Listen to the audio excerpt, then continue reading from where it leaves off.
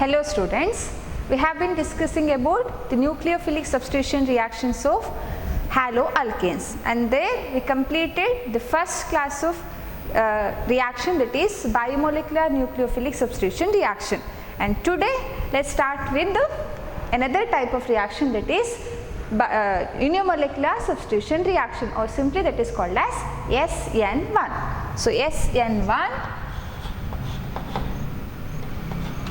SN1 reaction, and it is written as S stands for substitution and N stands for nucleophilic and 1 it is unimolecular, or it can be read like this: unimolecular nucleophilic substitution reaction. So you know what is substitution reaction, what is nucleophilic attack, and what is this unimolecular? So unimolecular, it represents the molecularity of the reaction. So here the molecularity of the reaction is unique, that means 1. Order of the reaction is 1, that means one molecule decides the rate of the reaction. Let's see how. Okay, so before going into that, let me consider one example, that is tertiary butyl bromide. So I'll take tertiary butyl bromide. So what's the structure or so formula of tertiary butyl bromide? This is, okay. So why it is called tertiary? Because the carbon bearing halogen atom is attached to 3 other carbon atoms. So that is called as tertiary. So when tertiary butyl bromide is treated with a nucleophile, that is hydroxide. Okay, so hydroxide ion. So as a product form, you can easily predict the product. So here what happens? The nucleophile OH minus, it substitutes your halogen atoms in the alkyl halide. So here it is bromine. So bromine will be replaced with your OH group, and you will get a product like this: CH3 thrice C. So in the place of Br, I need to write OH, and so Br, it leaves as Br minus. Okay, it's very easy, you know how to write this equation. Now come to the mechanism. Okay, so let us see how this reaction proceeds. So let me write the structure of this tertiary butyl bromide. So tertiary butyl bromide means carbon that is bonded to 3 methyl groups, CH3, CH3, CH3, isn't it? And this carbon is bonded to Br. Okay, so now the thing is, we know that this nucleophile should come and attack this carbon, and it should displace or replaces it should replace the halogen atoms of your alkyl halide. So now look at the possibilities. We have discussed in our earlier classes. See, this nucleophile, it can attack your carbon atom in 2 ways.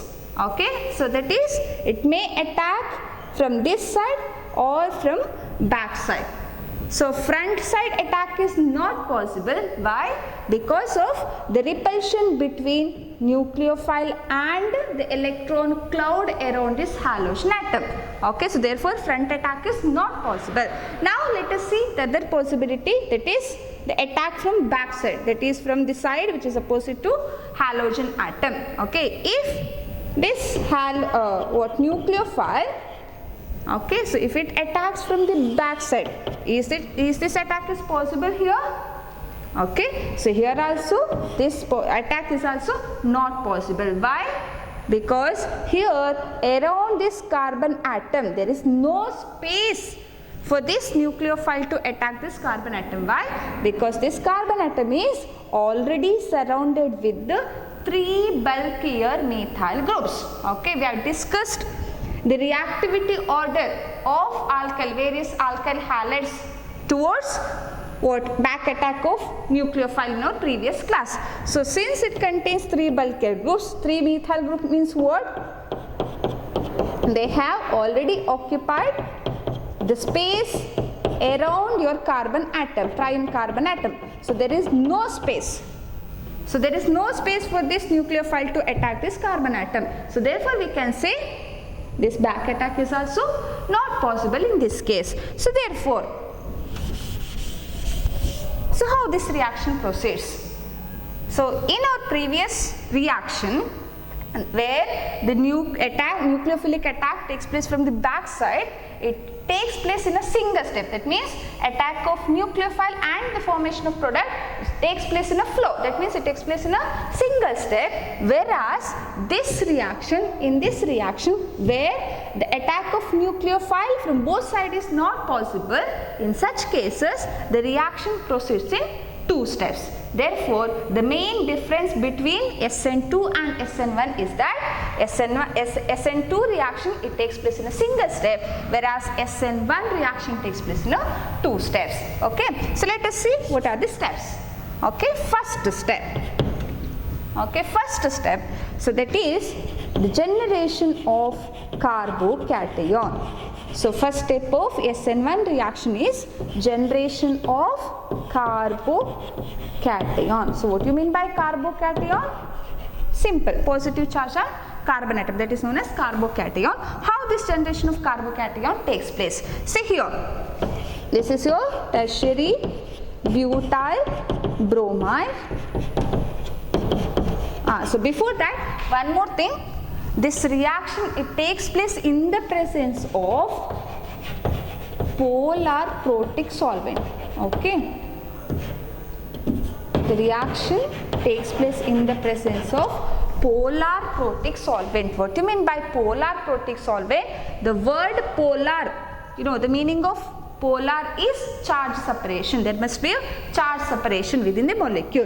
What do you mean by protic? Protic means it represents proton. So therefore, polar protic solvent is the one which contains H plus or proton in it. For example, you can take water, it contains H plus ion. You can take acetic acid. Acetic acid means which also contains H plus ion. Okay, so therefore the reaction must take place in polar protic solvent. So the reason of this I'll explain in detail next. Okay, so the reaction takes place in polar protic solvent. So now come to step. First step is generation of carbocation. So here how this generation takes place, that is through the slow ionization of your tertiary butyl bromide. So tertiary butyl bromide undergoes slow ionization. What do you mean by ionization? So ionization means formation of ions. So they undergo ionization, it undergoes ionization to form its ions. So where it undergoes ionization? It undergoes ionization like this, isn't it? Bromine is more electronegative, it takes up its 2 electrons and it will be converted into what? So if I break this bond, the product form will be like this, isn't it? CH3, CH3. Okay, and this bond is broken now. So plus Br. See now charge. See, if I break this bond, these 2 electrons, they go along with the bromine and it will be converted into Br minus, and so there is, see, if you look at this carbon atom, how many bonds are around this carbon atom? Only 3 bonds, 2 electron less, therefore it is electron deficient, it is plus. Okay, so this is known as carbocation, positive charge on carbocation. Which type of carbocation it is? It is this carbon is bonded to 3 other carbon atom, therefore this one is tertiary carbocation. Okay, so this is your first step. So where slow ionization of tertiary butyl bromide takes place to form tertiary carbocation and bromide ion. Okay, so here you have to remember one thing. So this reaction is a reversible reaction and this is slow step. Okay, So why? I'll tell now. So this is a slow step, and this step is called as RDS. RDS means rate determining step. Okay, always in a reaction, slow step determines the rate of that reaction. Okay, so about rate, kinetics and molecularity, so that things we'll be studying in another chapter called chemical kinetics. Okay, so now come to here. This is your first step. See here, this bond is breaking. In order to break this bond, we need to supply some energy, right? So this break or this bond, if you look at this bond, so this bond is already polar. Why it is polar? So this you know, right? So in alkyl halide we have carbon halogen bond. So carbon halogen bonds usually polar in nature. There is a charge separation, and we have a partial positive charge on carbon and partial negative charge on bromine due to the electronegativity difference between carbon and bromine. So there is a charge separation, and we can say that this bond is already weak. Okay, this bond is already weak. Even though it is weak, we need to supply little energy to break this bond, and that energy is supplied by your polar protic solvent. Okay, so that is why we use polar protic solvent here. So polar protic solvent helps in the ionization of your tertiary butyl bromide. How it helps? We know that polar protic solvent contains H plus proton. This proton, it immediately takes up this halide ion. So we know that it immediately takes up this halide ion, and it will be converted into HBr. Or simply we can say that, so no need to remember it. So just to say that polar protic solvent helps in the self ionization of what? Tertiary butyl bromide. So this is your first step. I hope you all clear with the first step of your SN1 mechanism. Now come to the step 2 or second step. Step 2. So in step 2, so once this carbocation is formed, our nucleophile is ready. Okay, so nucleophile is already there in our reaction mixture. So it is in search of electron deficient center. Okay, so once the electron deficient center is generated, immediately your nucleophile comes and attack this center, leading to the formation of your final product. See what we have? We have tertiary carbocation. Tertiary carbocation. Okay. So once this tertiary carbocation or once this carbocation is generated, then the nucleophile, okay, it immediately comes and attack your carbon center, leading to the formation of your product, that is tertiary butyl alcohol. See, this one comes and attacks you. As a result, we'll get CH3, CH3, CH3OH. So this one is your final product or substituted product, that is known as tertiary butyl alcohol, or simply you can write it like this: CH3, 1, 2, 3, thrice COH. Okay, and this step is fast. Why it is fast? Because there is a strong attraction between OH and carbocation. So immediately your nucleophile comes and attacks. So therefore this reaction, this step is fast step, and this is how we'll get our final product in SN1 reaction. Okay, so this is the mechanism, takes place through two steps. First step involves the formation of or generation of carbocation, where your tertiary butyl bromide undergoes slow ionization to form tertiary carbocation, and in your second step your nucleophile OH minus attacks the tertiary carbocation to form the final product, that is tertiary butyl alcohol. Okay, so this is how the mechanism works.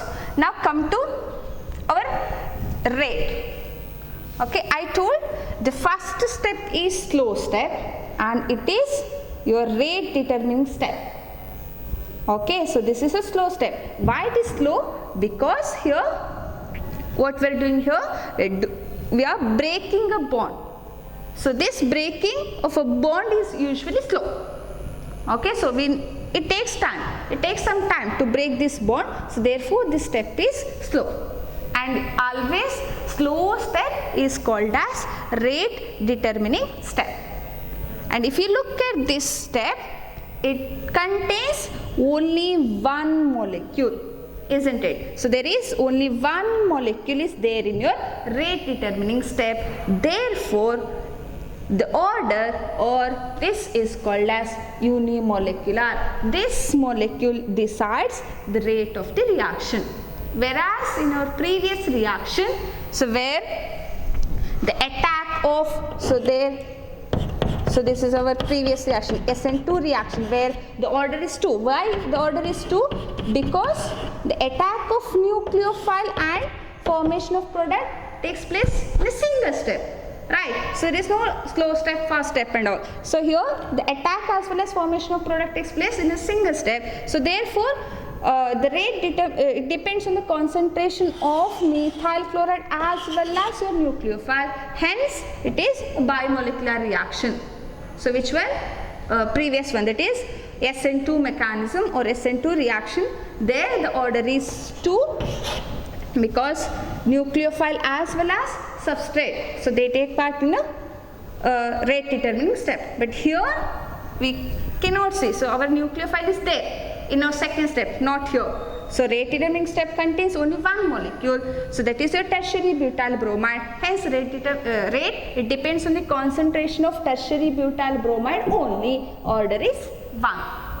Okay, or rate of the reaction depends only on the concentration of substrate molecule, not on the concentration of nucleophile. Hence the order of this reaction is 1. Okay, further the order or rate of the reaction, since it depends on this step 1. So step 1, so in step 1 we can see that there is a formation of carbocation. Hence we can say that rate, it depends on the stability of this carbocation, isn't it? So rate depends, so step 1 decides the rate of the reaction. So what's happening in step 1? So step 1 involves the formation of formation of carbocation. So therefore we can say rate of this SN1 reaction depends on the stability of carbocation formed in the first step. Okay, so if your carbocation is stable, then only nucleophile attacks your carbocation to give the product. Otherwise, what happens here? If it is not stable, then it immediately combines with your halogen atom and it moves back to give your substrate. There is no second step. If this carbocation is not stable, then we will not get our product. So this step immediately, or this formed carbocation, it immediately combines with your halide ion released and they'll again combine back to give your substrate molecule. Okay, so therefore I have taken here tertiary butyl bromide. Okay, so therefore the order of the reaction or the rate of the reaction in various alkyl halides, it can be written like this. If I take methyl chloride or methyl bromide, whatever, so methyl bromide, and if I take primary alkyl halide. So what do you mean by primary alkyl halide? Carbon is bonded to one carbon. Next, if I take secondary alkyl halide means what? The carbon, prime carbon, further bonded to two other carbon atoms, and tertiary. So tertiary is this one. It is with the 3 carbon atoms attached. Okay, so if you compare the rate among these, okay, so tertiary butyl bromide can easily undergo SN1 reaction. Okay, so tertiary butyl bromide can easily undergo SN1 reaction. Why? Because here the formed carbocation is tertiary. If I remove, in first step, if I remove this bromine, then you will get this carbocation. Okay, in this, if I remove this, you will get this carbocation. This is your secondary carbocation. If I remove this, you will get this. This is known as primary carbocation, and this one is methyl carbocation. Okay, as I told, the stability or the rate depends on the stability of carbocation. So among all these carbocations, we know that tertiary carbocations are more stable, and the stability order will be like this. Okay, so tertiary carbocation is more stable than secondary, which is in turn more stable than primary, and it is methyl carbocation. Hence, the rate of reaction is maximum in the case of tertiary butyl bromide and methyl bromide, or this or this. So in this case, the first step is reversible. That means the formed carbocation is not stable, then the attack of nucleophile is not possible there. Therefore, the rate of reaction of in SN1 mechanism, it is minimum in these two, and it is maximum. We can say that, or in other words, we can say that tertiary butyl halides, they can readily undergo SN1 reaction, whereas methyl and primary alkyl halide, they readily undergo SN2 reaction, isn't it? SN2 reaction, the order is reverse of this. So in SN2 reaction, it depends on what? It depends on the steric hindrance. Steric hindrance means bulkiness around carbon atom. So in SN2, this methyl chloride or methyl halide, the attack of nucleophile is very easy. Therefore, the nucleophile can easily come and attack from the backside. Therefore, SN2 reaction is more favorable in the case of methyl. Whereas in the case of tertiary, the attack of nucleophile from the backside is difficult due to the presence of bulkier methyl groups around carbon atom, and hence SN2 mechanism is difficult. So hence it follows SN1. Why it is SN1? Because the carbocation is more stable in the case of tertiary butyl halides. Okay, so this is about what? Substitution nucleophilic unimolecular. So this is very important. Okay, so in your final examination, so if you look at your question paper, there will be either SN1 mechanism or there will be or SN2 mechanism. Okay, so 3 or 2 marks question is compulsorily asked from this part. Okay, please take down this.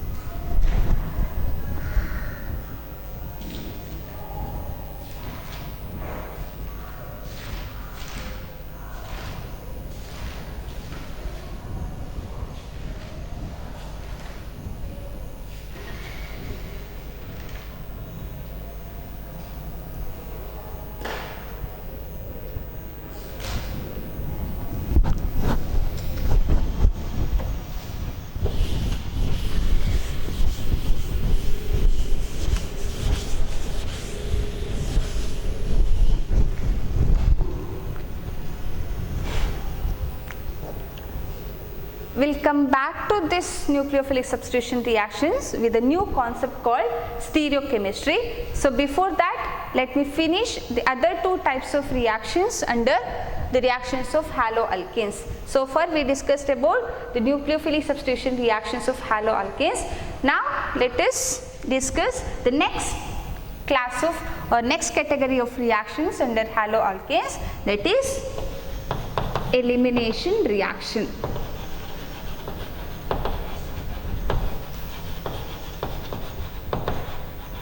So elimination reaction. So very easy reaction this one. Look at the heading, that is elimination. So what do you mean by elimination? So you are removing something, isn't it? You are removing something from the substrate molecule. So in this case, what you are removing? So you are removing hydrogen and halogen. So from your substrate molecule. So substrate molecule means the main reacting molecules. Here we are discussing about the reactions of haloalkanes. Hence the substrate molecule is haloalkane. So from the haloalkane, if you remove something, okay, something means hydrogen and halogen, it will lead to the formation of one product. So this type of reaction is known as elimination reaction. The word elimination means to remove. So to remove something. So let us have some example.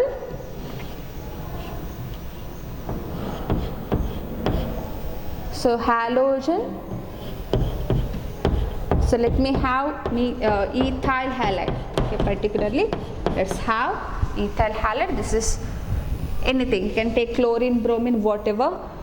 So when you treat this alkyl halide with alcoholic potassium hydroxide, okay, when you heat this alkyl halide with alcoholic potassium hydroxide, what happens is there is elimination of halogen and hydrogen takes place, leading to the formation of, if you remove hydrogen and halogen, so if I remove halogen from this carbon atom and let me remove hydrogen from this carbon atom, so what will get? See, if I remove hydrogen from this, H is left out, right?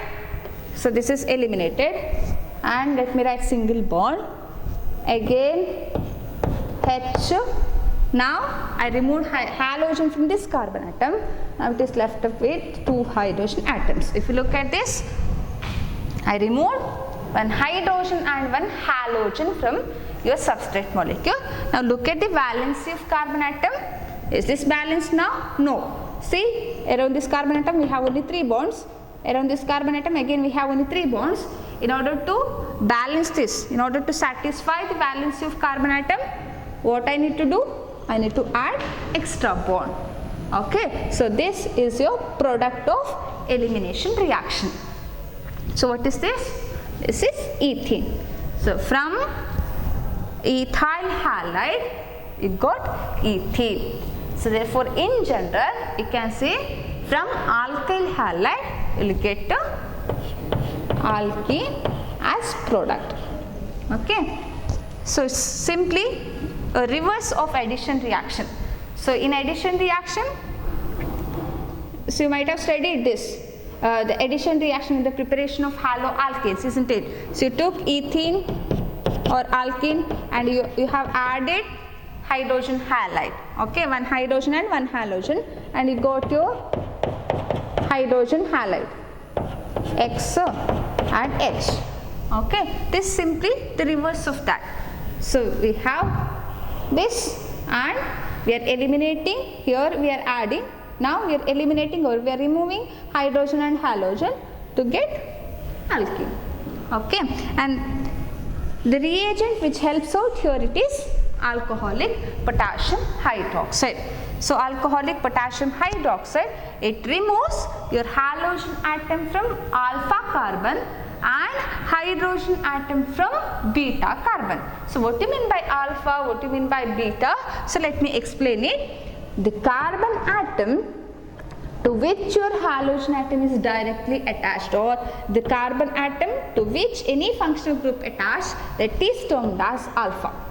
Okay, alpha carbon means prime main carbon atom to which your halogen or to which your substituent or to which the functional group is attached. In this case that is halogen, it is known as alpha. And the carbon atom which is very next to alpha carbon atom, or the carbon atom which is directly bonded to alpha carbon atom, that is known as beta. Okay, so if I have another carbon atom here, then that is called as gamma, delta and so on. Okay, now so just look at this alpha and beta. Carbon atom directly bonded to halogen is alpha. Carbon atom very next to alpha carbon atom is called as beta carbon atom, and all these hydrogens, whatever they are attached to beta carbon atoms, they are called as beta hydrogens. Okay, so they are called as beta hydrogens. Now in elimination reaction, what we are doing is we are removing halogen from alpha carbon atom and one hydrogen from beta carbon atom, or simply we are removing one beta hydrogen and halogen from alpha carbon atom. Since we are removing the hydrogen atom from beta, this elimination is also known as beta elimination. Okay, please note. So if we remove hydrogen atoms from beta carbon atom, such type of elimination reaction is known as beta elimination. Okay, so removal of hydrogen from beta. So there is another name for this reaction. See, we are removing hydrogen and halogen together, isn't it? So in a single reaction we are removing hydrogen as well as halogen from a substrate molecule. Therefore this reaction is also known as dehydrohalogenation reaction. Okay, dehydrohalogenation reaction. So D means removing. So what we are removing? We are removing hydrogen as well as halogen. So therefore this reaction is known as dehydrohalogenation reaction. Okay. So let me have another example, or in general this can be represented like this. Okay, here I have taken particular example. So instead of that, let me write the general representation of this reaction. Sorry, this halogen must be there, and another condition for this elimination reaction is the presence of beta hydrogen. What is beta hydrogen? This is alpha, this is beta, and this is beta hydrogen. Let me write your halogen here. Okay, so now to satisfy the valence of this carbon atom, two more bonds are needed. Let me write it like this. Whatever, it may be hydrogen or any other alkyl groups. So here also two more bonds. Okay, so this is a general representation when it is treated with the again alcoholic potassium hydroxide, which is a reagent which helps in the removal of hydrogen and halogen. See what happens here. We know that potassium is K plus and OH is minus. K plus and OH minus, it is alcoholic, and here the elimination takes place like this. See here, H, that eliminates in the form of H plus. Okay, H plus means without two electrons. We have taken two electrons from this hydrogen. So the two bonds, these two electrons are shifted towards this. Okay, hence H plus is leaving without its electron, therefore H plus. Now what happens when this bond is shifted to here? The valency of this carbon exceeds. Okay, in order to balance that valency, this X, it leaves along with this two electron as X minus. Okay, now H plus combines with your OH minus and it will eliminate as water, plus X minus combines with your K plus and will get KX as a product, side products, and your main product is C. We have carbon, this bond remains as such and this bond also remain as such. Now this bond is shifted between these two carbon atoms, therefore a double bond is generated, and again this carbon and these two bonds as such, and X, it moved along with this electron, this bond, so therefore there is no extra bond here. So what is this? This is your alkene. Okay, so this is known as elimination reaction. Very easy. Remove one halogen and one hydrogen from alpha and beta. Okay, so the reaction is also known as beta elimination, since we are removing hydrogen from beta carbon atom, and this is also known as dehydrohalogenation reaction because hydrogen and halogen both are eliminating here. So therefore this is known as dehydrohalogenation reaction. Now what if we have more than one beta hydrogen atoms in our substrate molecule? Since here we have only one beta hydrogen atom, hence we will get only one product. So in general representation I have written only one product. Now what if we have more than one beta hydrogen atoms? So let me write an example here. So let me write an example here. CH3, CH2,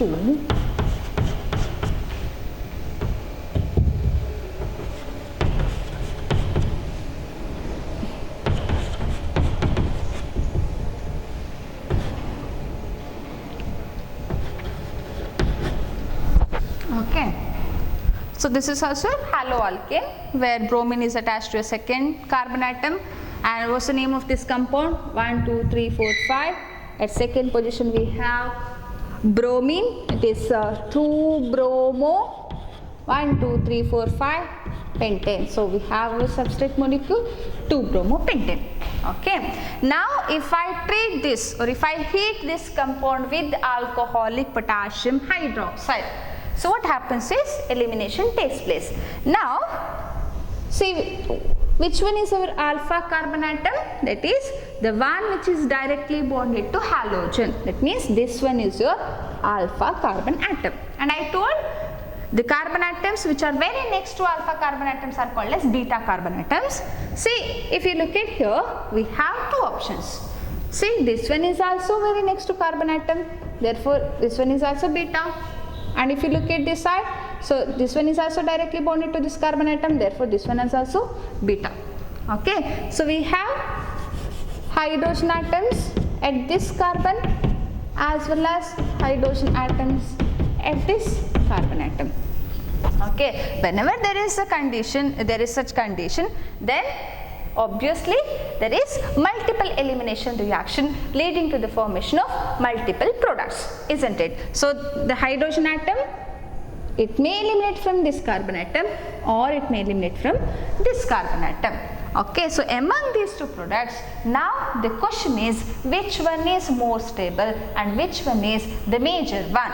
Okay, so let me write the two products first. Okay, when I treat it with alcoholic potassium hydroxide, so there are two possibilities. Okay, so first let me remove, anyway I need to remove halogen atom from alpha carbon atom. So let me remove the beta hydrogen atom from this side. So if I remove beta hydrogen atom from this side, then the product will be like this. See, CH3, CH2. Okay, now I have removed one hydrogen atom from this carbon, so therefore only one H is left. Okay, so since I removed one hydrogen atom, there is a formation of one multiple bond here.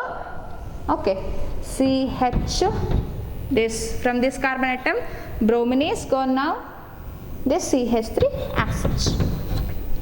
Okay, this is a one product. So another possibility is this one. Okay, you can also remove hydrogen atom from this carbon atom. So as a result, the formed product will be like this: CH3, CH2. So now it remains as such. Write it as CH2, and halogen is removed from this carbon atom. CH, double bond is formed here now, and this CH2. Okay, so we'll get two alkenes. So this one is 1, 2, 3, 4, 5. So double bond starts the second carbon atom. So the name is 2-pentene, isn't it? So name is 2-pentene, and here double bond starts at first carbon atom. This is 1-pentene. So among these two, which one is? We know that. So there is two products cannot be formed in equal extent. So one will be the major one, another will be the minor product. So now how to select the major product or stable product? Okay, so that can be explained by a scientist called Zaitsev. Okay. So in such cases, the major product can be selected by using a rule called Zaitsev rule.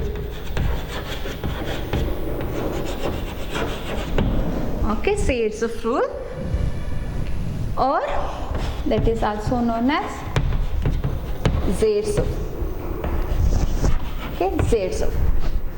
Okay, so according to this rule, in a dehydrohalogenation reaction, the major product is that alkene. Listen carefully. So in a dehydrohalogenation reaction, the major product is that alkene which contains greater number of alkyl groups, okay, around double bonded carbon atoms. Okay, I repeat, according to Zaitsev rule, in the dehydrohalogenation reactions of alkyl halides, the major product is that alkene which has greater number of alkyl groups across your double bond or across doubly bonded carbon atoms. Now look at our products. See, this is our doubly bonded carbon atoms. Okay, look at the substituent groups attached. See, here we have one hydrogen atom and one methyl group on this carbon atom. Now here we have one CH3CH2, that means ethyl group and another hydrogen atom in this case. Now if you come to this one, this is our doubly bonded carbon atom. Here on this carbon atom, two hydrogen atoms are there, and on this carbon atom we have one propyl group and one hydrogen group, a hydrogen atom.